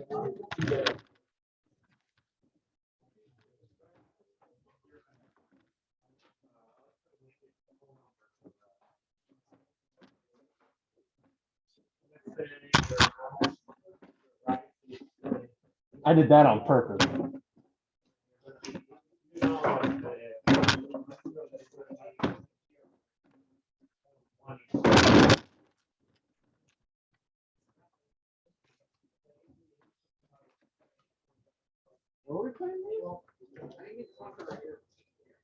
Some fuck, I put a nail in it.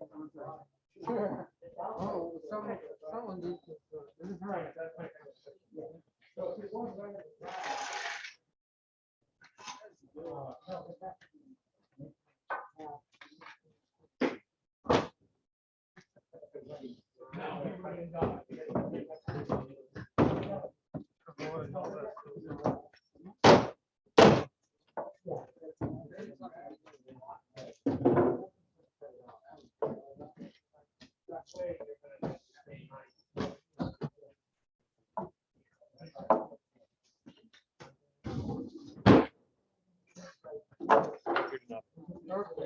It's Home Depot lumber.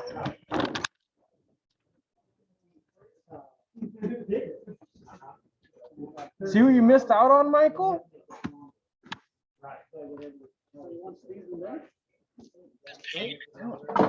Oh, or I was in Santa Barbara still. Trust me. Home's not the same. Are you gonna come back down to Santa Barbara or stay up in Sacramento? Watch out, Dylan. Because I only have 3 classes left. Oh, okay. Well, you come all the way down here just to go to City College? Yep. Originally I was gonna transfer, and so now it's not gonna happen.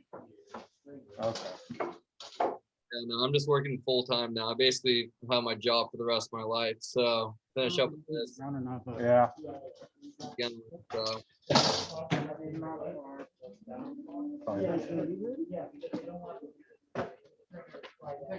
Ooh, what is your Tesla like? I wonder if it's the same as mine.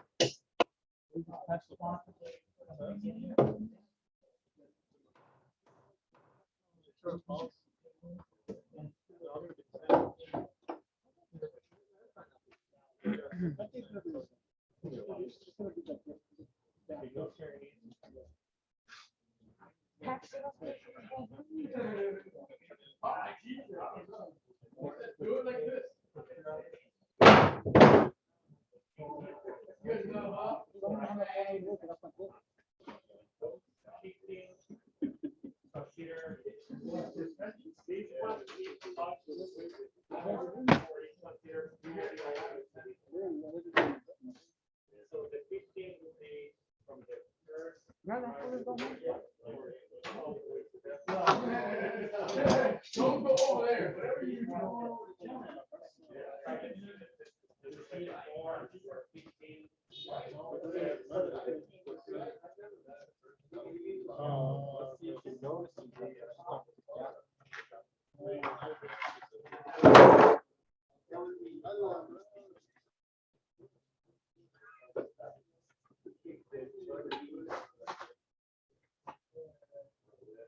wait, is that everything for tonight? My internet's been cutting like in and out, so I haven't heard everything.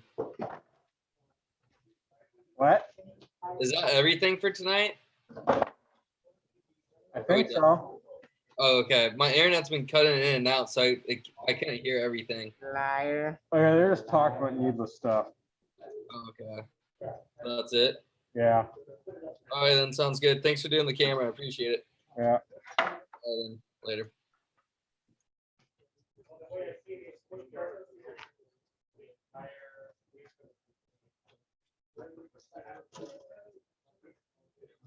What a flower for such a truck.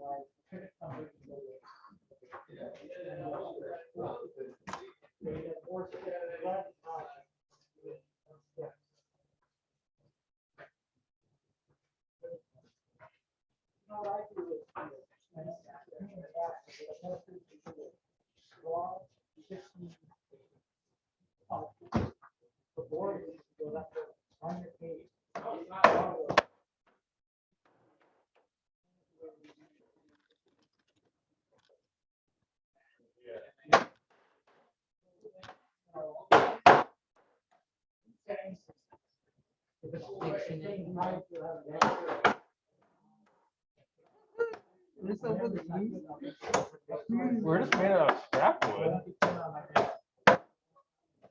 They don't really care about them. It's pretty amazing. For scrap wood, they're pretty legit.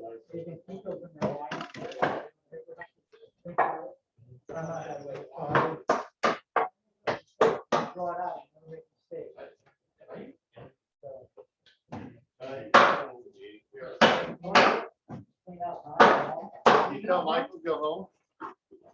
Yeah. You showed up for like the first 5 minutes of class and then left. Great, thank you. Okay, so. These are the tape.